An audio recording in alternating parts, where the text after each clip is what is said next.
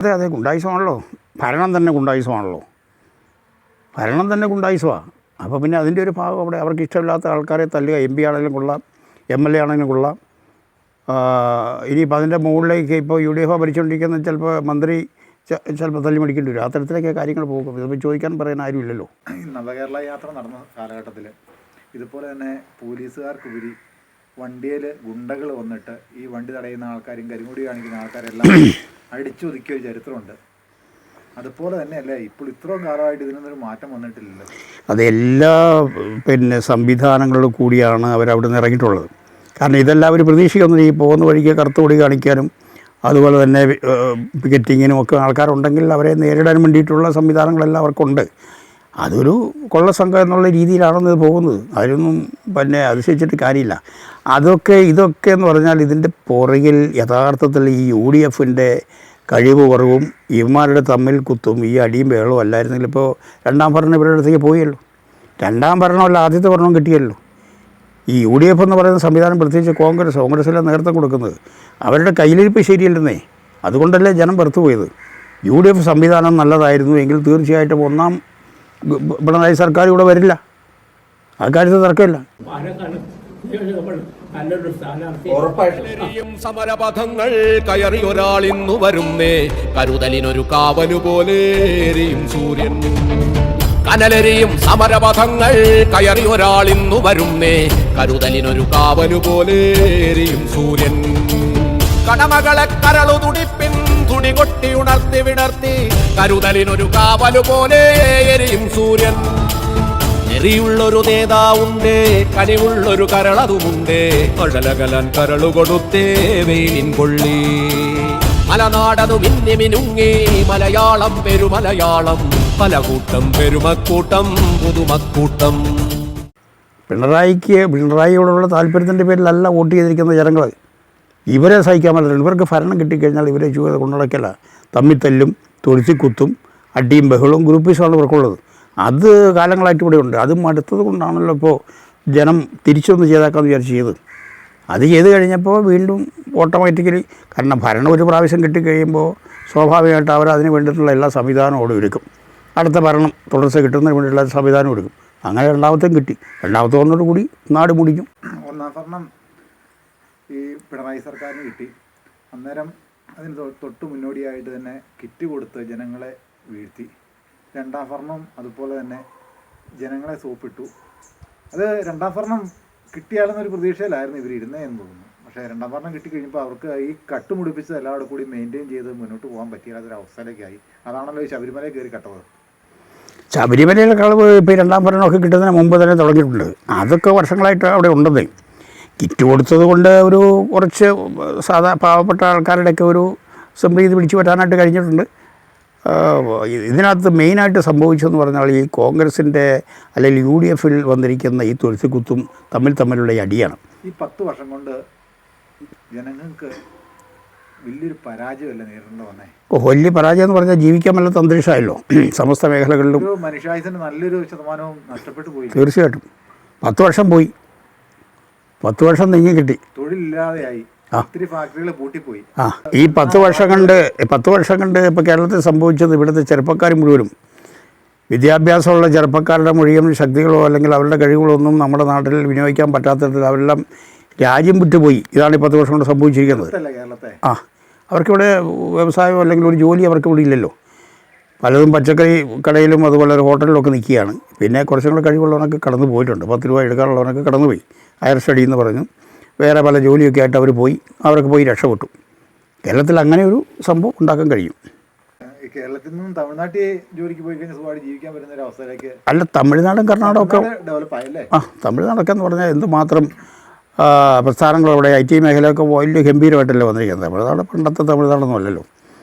കർണാടകത്തെ പോലെ തന്നെ തമിഴ്നാടും നല്ല രീതിയിൽ ഡെവലപ്പ് ചെയ്തിട്ടുണ്ട്. ഇപ്പോൾ ഇവിടെ നിന്നൊക്കെ എന്തുമാത്രം ആൾക്കാരാണ് കർണാടകത്തിൽ പോയി തമിഴ്നാട്ടിൽ പോയി ജോലി ചെയ്യുന്നത്. തമിഴ്നാട്ടിലെ ക്ലൈമറ്റ് എന്ന് പറഞ്ഞു കഴിഞ്ഞാൽ നല്ല ചൂട് കാര്യങ്ങളൊക്കെ എങ്കിൽ കൂടി അവിടെ ആൾക്കാർ ക്ലച്ച് പിടിച്ച് പോകുന്നുണ്ട്. അല്ല, ക്ലൈമറ്റ് എങ്ങനെ ഇരുന്നാലും അവിടെ നല്ല ശമ്പളത്തോടു കൂടിയുള്ള ജോലികളുണ്ട്. ഒരുപാട് കമ്പനികൾ അതുപോലെ തന്നെ വേറെ ഒരുപാട് പ്രസ്ഥാനങ്ങളവിടെ വന്നിട്ടുണ്ട്. നല്ല ഭരണമാണ് അവിടെ. ഇപ്പോൾ പാവപ്പെട്ട ആൾക്കാർക്ക് പെൻഷൻ കൊടുക്കുന്നുണ്ട്. അതുപോലെ തന്നെ കൃഷിക്കാർക്ക് ഒത്തിരി സൗകര്യങ്ങൾ അവർ ചെയ്തു കൊടുക്കുന്നുണ്ട്. വിവിധ മേഖലകളിൽ ഒത്തിരി കാര്യങ്ങൾ അവർ ചെയ്യുന്നുണ്ട്.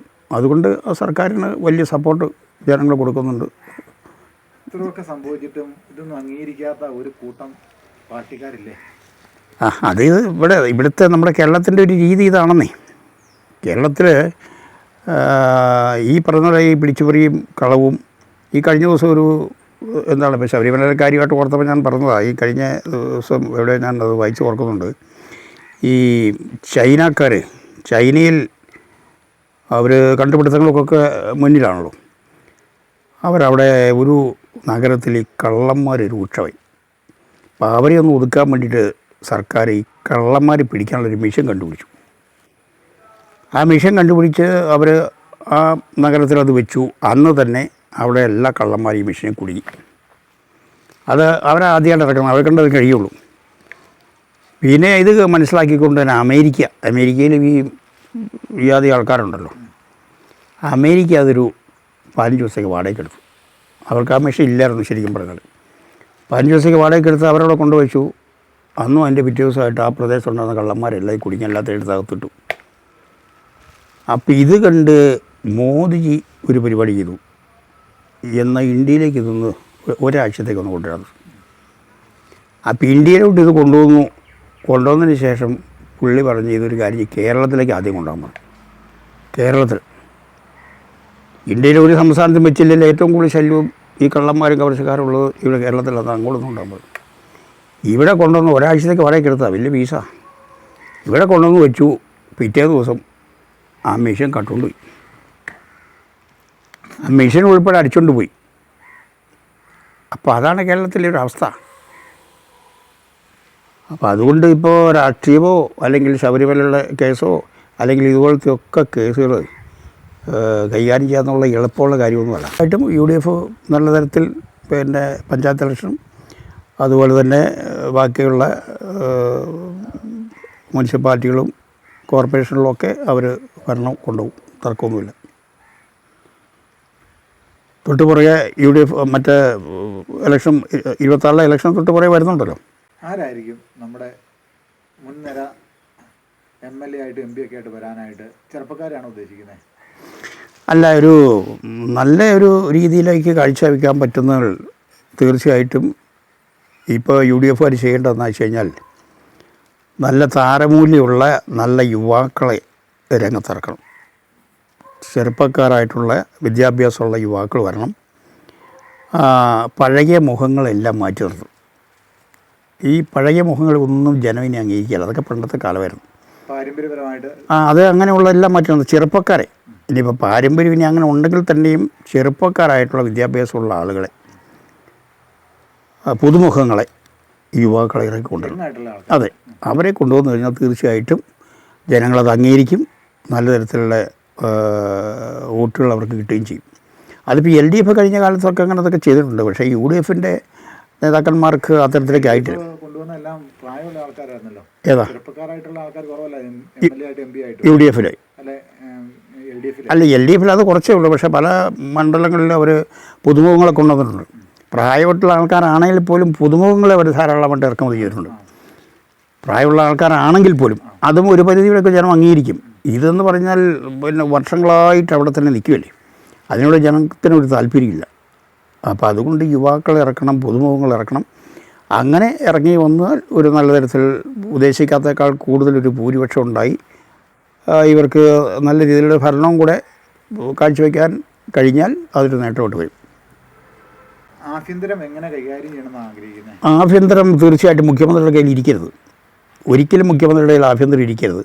ആഭ്യന്തരം വരുന്നതിൽ ശക്തമായ ഒരു MLAയുടെ കയ്യിൽ, വിവരമുള്ള ഒരു MLAയുടെ കയ്യിൽ ആഭ്യന്തരം കൊടുക്കണം.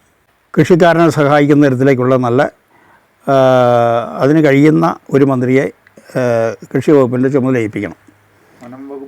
വനം വകുപ്പൊക്കെ അതുമായിട്ട് ബന്ധപ്പെട്ട മേഖലകളിലൊക്കെ പരിജ്ഞാനമുള്ള കാഴ്ചപ്പാടുകളുള്ള ആൾക്കാരെ ആണ് അവിടെ വെക്കേണ്ടത്. വിദ്യാഭ്യാസം അതിനെല്ലാം ഉപരിയാണല്ലോ. കാരണം വിദ്യാഭ്യാസം ഇപ്പോൾ അക്ഷരം അറിയാൻ മേലാത്ത ഒരുത്തിനെ വിദ്യാഭ്യാസ മന്ത്രിയായിട്ട് വെച്ചിട്ട് കാര്യമുണ്ടോ? അപ്പോൾ അതാത് മേഖലകളിൽ പ്രാഗൽഭ്യമുള്ള ആൾക്കാരെ കണ്ടുപിടിച്ച് അവരെ വേണം അവിടെ വയ്ക്കാനായിട്ട്. ജലവകുപ്പ് അങ്ങനെ തന്നെ. ഇല്ല, പ്രത്യേക വകുപ്പൊന്നുമില്ല. ഏത് വകുപ്പാണെങ്കിലും ആഭ്യന്തരമാണെങ്കിലും ജലവകുപ്പാണെങ്കിലും റവന്യൂ ആണെങ്കിലും അതുപോലെ സ്പോർട്സ് ആണെങ്കിലും ഏതാണെന്ന് പറഞ്ഞാൽ അതുമായിട്ട് ബന്ധമുള്ള ആളുകളെ വേണം അതിനകത്ത് വെക്കാനായിട്ട്. സ്പോർട്സിൻ്റെ കാര്യം പറഞ്ഞപ്പോൾ ആണ് ഞാൻ ചോദിക്കുന്നത്, ഈ നമ്മുടെ നാട്ടിൽ കഴിവുള്ള സ്പോർട്സ് താരങ്ങൾ ധാരാളം ഉണ്ടല്ലോ. ഈ സ്കൂൾ കോളേജ് തലങ്ങൾ കഴിഞ്ഞ് ഇവർക്ക് എന്തെങ്കിലും പ്രോത്സാഹനങ്ങളോ ഒരു ജോലി സംബന്ധമായിട്ട് ഇവരുടെ ആക്ടിവിറ്റീസ് അനുസരിച്ചുള്ള ഒരു ജോലി സംബന്ധമായിട്ട് ഇവർക്ക് പ്രവേശിക്കാൻ പറ്റിയിട്ടുണ്ടോ? 10 വർഷം പഠിച്ചു പോയ കുട്ടികളെല്ലാം വെറും വേസ്റ്റില്ലായിരുന്നോ? ഇവരേതെങ്കിലും രീതിയിൽ നല്ല നിലയിലേക്ക് ഇവർക്ക് എത്താൻ പറ്റിയിട്ടുണ്ടോ? ഇവരെ കഴിവുകൾ, ഇവിടെ ടാലൻറ്റഡ് ആയിട്ടുള്ള സ്പോർട്സ് മാത്രമല്ല അല്ല പല മേഖലയിലും പ്രാഗൽഭ്യം തെളിയിച്ച വളരെയധികം വിദ്യാർത്ഥികളില്ലായിരുന്നോ? ഇവരുടെയൊക്കെ കഴിവുകൾ ഈ സർക്കാർ, അതായത് ഈ പിണറായി സർക്കാർ തല്ലി തകർക്കുകയല്ലേ ചെയ്തേ? അല്ല, ഈ പിന്നെ സ്പോർട്സ് രംഗത്തൊക്കെ പിന്നെ ദേശീയ തലത്തിലോ അല്ലെങ്കിൽ ഇപ്പോൾ ജില്ലാ തലത്തിലോ ഒക്കെ ജയിച്ചിട്ടുള്ള അല്ലെങ്കിൽ സ്റ്റേറ്റ് തലത്തിലൊക്കെ വന്നിട്ടുള്ള ആൾക്കാർക്കൊക്കെ ജോലി ഒരു പരിധിവരെയൊക്കെ കൊടുത്തിട്ടുണ്ട്. അവർക്ക് സ്പോർട്സ് കോട്ടയുണ്ടല്ലോ. അവർ ഇപ്പോൾ കഴിഞ്ഞ കാലത്ത് എനിക്കറിയാവുന്ന കുറേ പിന്നെ ആളുകൾ ഇവർ ജോലി കൊടുത്തില്ല, പക്ഷേ കോടതിയിൽ പോയി അവർക്ക് അനുകൂലമായ വിധി വന്ന് കുറേ ജോലിയെല്ലാം മേടിച്ച് വെച്ചിട്ടുണ്ട്. സാമ്പത്തികമായിട്ട് പിന്നോക്കമുള്ള കുട്ടികൾ കോടതിയിൽ പോയി ഇവരങ്ങനെ ഒരു ഓർഡർ മേടിക്കാൻ പറ്റുന്ന കാര്യമല്ലല്ലോ. അല്ല, അത് അവർ സംഘമായിട്ട് തന്നെ മാസമായിട്ട് തന്നെ ചേർന്ന് കേസ് കൊടുത്ത് വിജയിച്ച് എനിക്കറിയാം. അതൊക്കെ ഉണ്ട്. സർക്കാർ ആ കാര്യത്തിലൊന്നും കൂടുതൽ ശ്രദ്ധിക്കില്ല. നിയമത്തിലുണ്ട് സ്പോർട്സിൽ ഇങ്ങനെ സ്റ്റേറ്റ് ലെവലിലൊക്കെ മുൻപന്തിൽ വന്നിട്ടുള്ളവർക്ക് ജോലി കൊടുക്കണം. അംഗവൈകല്യമുള്ള ആൾക്കാർക്ക് അവർക്കൊക്കെ ജോലി കൊടുക്കണമെന്നുണ്ടല്ലോ. ഈ BEd ഒക്കെ കഴിഞ്ഞ് എന്തേരി ചെറുപ്പക്കാർ നമ്മുടെ നാട്ടിൽ ജോലിയില്ലാതെ അതൊരു മാനേജ്മെൻറ്റിൻ്റെ കീഴിലോ അല്ലെങ്കിൽ ഗവൺമെൻറ് തലത്തിലാണെങ്കിലും ജോലിക്ക് യാതൊരു രീതിയിലും അവർ മുട്ടാത്ത വാതിലുകൾ നമ്മുടെ ചാനലിലേക്ക് വളരെയധികം ആൾക്കാർ വിളിച്ച് പറഞ്ഞിട്ടുണ്ട്. BEd ഒക്കെ കഴിഞ്ഞിട്ട് ഉന്നത വിദ്യാഭ്യാസം നേടി അത് ജോലി കിട്ടണമെങ്കിൽ കണ്ടമാനം ഫണ്ട് വേണം. 50 ലക്ഷവും 75 1 കോടി വരെ ചോദിക്കുന്ന ആൾക്കാരുണ്ട്. അത് കോളേജിലും സ്കൂളുകളിലൊക്കെ. അതെ അതെ, അതൊരു കച്ചവടമാണല്ലോ. കച്ചവടമല്ലേ? അത് +2 ഒക്കെ ഇവിടെ വന്നത് അതിന് വേണ്ടിയിട്ട് തന്നെയാണ്. നിർത്തണ്ട ശരിക്കും. അത് നിർത്തുക എന്ന് പറയുന്നത് ഇപ്പോൾ അതിനകത്ത് അത് കൊടുക്കാൻ ആൾക്കാരുണ്ട്. ഇത് കൊടുക്കാൻ ആൾക്കാരുണ്ടെന്നേ. 50 ലക്ഷം ചോദിച്ചാൽ അല്ല 1 കോടി ചോദിച്ചാൽ ഇപ്പോൾ ഒരു പിന്നെ +2 കോളേജിൽ 50 ലക്ഷം രൂപ ചോദിച്ചാൽ അവൻ കൊടുക്കും. ഈ കഴിഞ്ഞ ഒരു 5-6 വർഷങ്ങൾക്ക് മുമ്പ് അങ്ങനെ ഇത് കൊടുത്ത് ഒരുത്തിനോട് ഞാൻ ചോദിച്ചപ്പോൾ അവൻ പറഞ്ഞു 50 കൊടുത്താൽ നഷ്ടമില്ല, എനിക്ക് 1 കോടി രൂപ മേടിച്ച് പെണ്ണ് കിട്ടാൻ പറ്റിയെന്ന്. ഞാനങ്ങനെ +2 അധ്യാപനം ആയതുകൊണ്ട് 50 കൊടുത്തു. അങ്ങനെ +2 അധ്യാപനമാണെന്ന് പറഞ്ഞാൽ അപ്പോൾ കോളേജിൽ അധ്യാപനമാണല്ലോ. ഇങ്ങനെയുള്ള ചിന്താഗതിയൊക്കെ മാറ്റണ്ടേ? അതാണ് അങ്ങനെയുള്ള ചിന്താഗതി അപ്പോൾ മനുഷ്യനുള്ളത്. എല്ലാത്തിനും ഈ നിയമങ്ങൾ വരണ്ടേ? നിയമം ഒരു സ്ഥലത്ത് കിടക്കും. അല്ല, കൈക്കൂലി മേടിക്കുന്നത് തെറ്റാണെന്ന് പറയുന്നുള്ളൂ, കൊടുക്കുന്നതും തെറ്റാണെന്ന് പറഞ്ഞിട്ടുണ്ട്. പക്ഷേ ഇതെല്ലാം ഈ മാനേജ്മെൻറ്റ് കോട്ടയിൽ ഇങ്ങനെയുള്ള എമൗണ്ട് മേടിച്ച് പാവപ്പെട്ട കുടുംബത്തിലെ ധാരാളം ആൾക്കാർ ഹയർ എഡ്യൂക്കേഷൻ നേടുന്നുണ്ട്. ഇവർക്ക് പൈസ കൊടുത്തിട്ട് ജോലി മേടിക്കാൻ സാധിക്കുന്ന കാര്യമാണോ? അത് എളുപ്പമല്ല. കൂലിപ്പണി ചെയ്തും വീടും സ്ഥലമൊക്കെ പണയപ്പെടുത്തിയൊക്കെ ആയിരിക്കും ഇവർ പഠിച്ചത്. പിന്നെ എമൗണ്ടോടെ വേണമെന്ന് പറഞ്ഞാൽ സാധിക്കുന്ന കാര്യമാണോ? അല്ല, അങ്ങനെ ഉള്ളവർക്കൊക്കെ എക്കാലത്ത് ഇവിടെ പുറയിൽ നിൽക്കുക എന്നുള്ളതല്ലാതെ പണമുള്ളവനും മറ്റു സ്വാധീന ശക്തിയുള്ളവർക്കും മാത്രമേ ഇവിടെ രക്ഷയുള്ളൂ. അതിപ്പോൾ നമ്മൾ കണ്ടു കഴിഞ്ഞല്ലേ. അത് മാനേജ്മെൻ്റ് ആണെങ്കിലും സർക്കാരാണെങ്കിലും വേറെ ഏത് ഏജൻസി ആണെങ്കിലും അവർക്ക് പണം വേണം. അങ്ങനെയുള്ള ആൾക്കാർക്ക് ഇവിടെ വിജയിക്കാൻ പറ്റുള്ളൂ. ഈ ഷാഫി പറമ്പിലും അതുപോലെ രാഹുൽ മാങ്കൂട്ടം പോലെയുള്ള മുന്നണി നേതാക്കന്മാർ, അതായത് യങ്ങായിട്ടുള്ള ചെറുപ്പക്കാർ വളരെയധികം പ്രതീക്ഷയോട് കൂടിയാണ് ഈ ലോക ജനത നോക്കിക്കാണുന്നത്. ജൂനിയേട്ടൻ എന്താ പറയാനുള്ളത്? അത് ഇവരെ മാത്രമല്ലെന്നേ, ഇന്ന് കേരള നിയമസഭയിൽ ഇപ്പോൾ അപ്പുറം ഇപ്പുറം നിൽക്കുന്നതിൽ നല്ല കഴിവുള്ള ചെറുപ്പക്കാരുണ്ട്. അത് LDF ഉണ്ട്. നല്ല ചെറുപ്പക്കാരുണ്ട്, കഴിവുള്ളവർ. ഈ കൈക്കൂലി മേടിക്കാനോ ഈ അഴിമതിക്കൊക്കെ എതിരായി നിൽക്കുന്നവർ, അതുപോലെ തന്നെ സത്യസന്ധമായിട്ട് പൊതുപ്രവർത്തനം നടത്തണമെന്ന് ആഗ്രഹിക്കുന്നവർ LDF-ലുണ്ട്. ഇല്ലയെന്ന് പറയണ്ടേ. LDF നമ്മൾ നഗശയ്ക്ക് എതിർക്കുമല്ല, അതിലുമുണ്ട്. പക്ഷേ ഒന്നും ചെയ്യാൻ പറ്റാത്ത തരത്തിലുള്ള വലിയ സമ്മർദ്ദങ്ങൾ അവിടെയുണ്ട്. അവരൊക്കെ അണങ്ങി പോയിട്ടുണ്ടെങ്കിൽ അവർ വെളിയിലാണ്. ഇനി ഒരു സീറ്റ് കിട്ടാനോ അല്ലെങ്കിൽ അവർക്ക് എന്തെങ്കിലും ഒന്നും ആകാനോ സാധിക്കില്ല. UDF-ൽ അത് തന്നെ. UDF-നെ സംബന്ധിച്ചപ്പോൾ ഷാഫി, അതുപോലെ തന്നെ നമ്മളിപ്പോൾ പറഞ്ഞ രാഹുൽ മാങ്കൂട്ടം, അങ്ങനെയുള്ള ആളുകളെല്ലാം സ്വല്പം കഴിവുള്ള ഒരാൾ എന്ന് മനസ്സിലായി കഴിഞ്ഞാൽ അവനെ ഏത് തരത്തിലും ഇവർ ഒതുക്കും. അതിന് സംഘടിതമായിട്ട് അവിടെ നിന്ന് അവർ ഒതുക്കി കൊടുക്കും. പാർട്ടിക്കാർ തന്നെ ഒതുക്കുന്നേ. പാർട്ടിക്കാരെന്ന് പറഞ്ഞാൽ ഇപ്പോൾ കോൺഗ്രസിൻ്റെ കാര്യം ഇപ്പോൾ ഞാൻ പറഞ്ഞത്. അപ്പോൾ കോൺഗ്രസിൻ്റെ ആൾക്കാർ ഒതുക്കും. അതുപോലെ തന്നെ ഇപ്പോൾ ഒതുക്കും. സംഘടിതമായിട്ടുള്ള പിന്നെ അറ്റാക്ക് അവിടെ വരും. അപ്പോൾ അവർക്ക് പിടിച്ചേക്കാൻ പറ്റും. പക്ഷേ ഇപ്പോൾ ഇവരൊക്കെ ഈ രാഹുലും ഷാഫി പറമ്പിലും ഒക്കെ ഇതിനൊക്കെ അതിജീവിച്ചുകൊണ്ടാണ് അവരിപ്പോൾ ഇങ്ങനെ നിൽക്കുന്നത്. ഇല്ലെങ്കിൽ അവർക്കൊന്നും അവിടെ MP ആകാൻ കഴിയില്ല. രാഹുൽ ഇപ്പോൾ മത്സരിച്ച് നല്ല ഭൂരിപക്ഷത്തിൽ പാലക്കാട് ജയിച്ചു. ഇപ്പോൾ ഇങ്ങനെ ഒരു ആരോപണമൊക്കെ ഉണ്ടാക്കി. പക്ഷേ ഈ പറയുന്ന രാഹുൽ മാങ്കൂട്ടം ഇവർ സീറ്റ് കൊടുത്തില്ലെങ്കിൽ പിന്നെ സ്വതന്ത്ര സ്ഥാനാർത്ഥി നിൽക്കുമ്പോൾ ഒരുമിച്ച് ഭൂരിപക്ഷം ജയിക്കുകയും ചെയ്യും. കേരളത്തിലെ ജനങ്ങളുടെ മനസ്സ് ഈ രാഹുലിനോടൊപ്പമാണ്. അക്കാര്യത്തിൽ തർക്കമൊന്നുമില്ല. ഈ ഷാഫി പറമ്പലിനെ ഉദ്രം എന്ന് പറഞ്ഞു കഴിഞ്ഞാൽ ശരിക്കും പറഞ്ഞാൽ കൊലപാതക ശ്രമമല്ല നടത്തിയിരിക്കുന്നത്. അത് തീർച്ചയായിട്ടും അതെ. മൂക്ക് എൻ്റെ പാത്തി അടിച്ച് പൊട്ടിച്ചെന്ന് പറഞ്ഞു കഴിയുമ്പോൾ തീർച്ചയായിട്ടും തലക്കെട്ടടിച്ചതാണല്ലോ. അപ്പോൾ തലക്കെട്ടടിച്ചതെന്ന് കഴിഞ്ഞാൽ അത് കൊലപാതക ശ്രമമാണ് അവിടെ വരുന്നത്. അപ്പോൾ പോലീസ് അത് കേസെടുത്തിരിക്കുന്നത്. അപ്പോൾ പോലീസുകാരായതുകൊണ്ട് അവർ ആ വകുപ്പൊക്കെ ഇട്ടത് ചെയ്യുമെന്ന് അറിയത്തില്ല.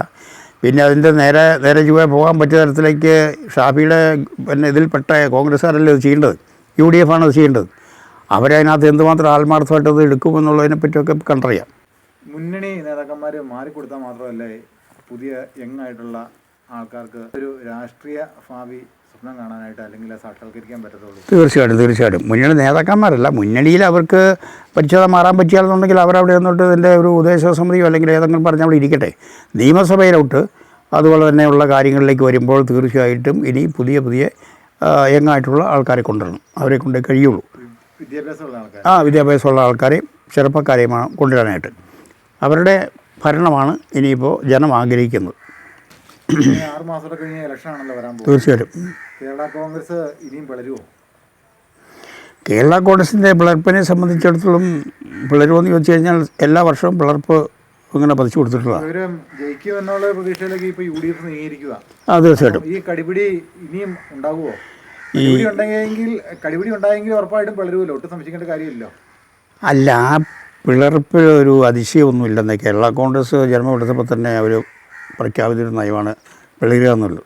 അത് മാണി സാർ എന്നേ പറഞ്ഞ് പിളരുകയും ചെയ്യുക, പിളരും എന്നൊക്കെ പറഞ്ഞിട്ടുള്ളതാണ്. അത് അവർക്ക് പതിച്ചു കൊടുത്തിരിക്കുന്നത്, വേറൊരു പാർട്ടിക്കും പതിച്ചു കൊടുത്തിട്ടില്ല. അതിപ്പോൾ ഇലക്ഷൻ വരുന്നതിന് ഒരു ഇപ്പോൾ ചർച്ച തുടങ്ങിക്കണം, നിയമസഭയിലോട്ടുള്ള ചർച്ച തുടങ്ങിക്കണം. ആ ചർച്ചയിൽ ഇപ്പോൾ യഥാർത്ഥത്തിൽ 5 സീറ്റിന് അർഹതയുള്ളെങ്കിൽ തന്നെ അവർ 50 സീറ്റ് വേണം പറയും. അത് പിന്നെ 25 മീറ്റർ അകലെ എറിയവർ. അപ്പോൾ 5 സീറ്റിന് യഥാർത്ഥത്തിൽ അർഹതയുള്ളൂ. ആ 5 സീറ്റ് തന്നെ കൊണ്ടേ 2 ജയിച്ച് ബാക്കി 3 പോക്കാം. അപ്പോൾ എന്തായാലും 50 എണ്ണം വേണമെന്ന് പറഞ്ഞവർ തുടങ്ങും. എങ്കിലേ ഈ പറയുന്ന ഒരു 10 കിട്ടുള്ളൂ. അപ്പോൾ സമരവും പറയണം. പിന്നെ വേറെ ഇതിനകത്ത് ഏറ്റവും വലിയ സീറ്റിനേക്കാൾ ഉപരി സീറ്റ് വേണമെന്ന് ആഗ്രഹിച്ച് നടക്കുന്ന ഒരുപാട് നേതാക്കന്മാരുണ്ടല്ലോ. ഒരുപാടെണ്ണം സീറ്റ് ആഗ്രഹിച്ച് നടപ്പുണ്ട്.